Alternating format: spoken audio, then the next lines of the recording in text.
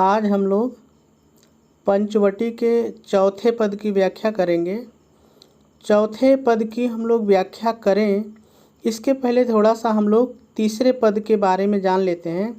तीसरे पद में आपने देखा था कि लक्ष्मण कुटी के सामने पहरा दे रहे हैं और ऐसे में कवि के मन में एक बात आती है कि आखिर इस पत्ती की कुटी में ऐसा कौन सा अमूल्य धन है जिसकी रक्षा लक्ष्मण इतना तन मन और धन से कर रहे हैं। ये चीज़ समझने के लिए है, लिखना नहीं है। यानी हम लोगों ने देखा था कि तीसरे पद में ये जिज्ञासा थी कवि के मन में कि आखिर लक्ष्मण जो इस कुटी की रखवाली कर रहे हैं उसमें क्या धन है, कौन सी संपत्ति है।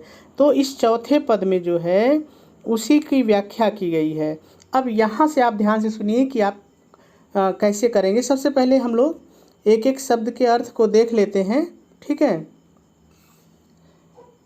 मृत्युलोक यानी मृत्यु लोक अर्थात संसार, मालिन्य माने पाप, मेटने अर्थात मिटाने के लिए, स्वामी संग अर्थात अपने पति के साथ, जो आई हैं ये तीनों यही रहेगा, तीन लोक यही रहेगा, की वही रहेगा, लक्ष्मी वही रहेगा, ने यह वही रहेगा, कुटी वही रहेगा, आज वही रहेगा, अपनाई है अर्थात रह रही हैं, वीर वंश वही रहेगा, की वही रहेगा, लाज का मतलब मर्यादा या प्रतिष्ठा, यही है वही रहेगा, फिर वही रहेगा, क्यों वही रहेगा, वीर वही रहेगा, न वही रहेगा, हो वही रहेगा, प्रहरी माने पहरेदार या रखवाला, विजन देखिए विजन का मतलब होता है जहाँ कोई ना हो, निर्जन जिसमें जहाँ कोई व्यक्ति ना हो उसे विजन कहते हैं,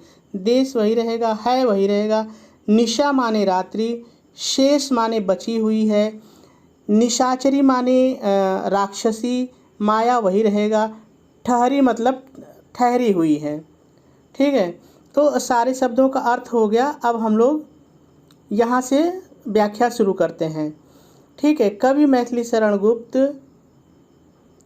इस पद में ये बताने का प्रयास करते हैं कि उस कुटी में ऐसा कौन सा अमूल्य धन है जिसकी रक्षा लक्ष्मण कर रहे हैं। आइए देखते हैं। मृत्युलोक मालिन्य, मृत्युलोक अर्थात संसार का, मालिन्य मतलब पाप, मिटने अर्थात मिटाने के लिए, स्वामी संग अर्थात पति के साथ, जो आई हैं। मृत्युलोक के पाप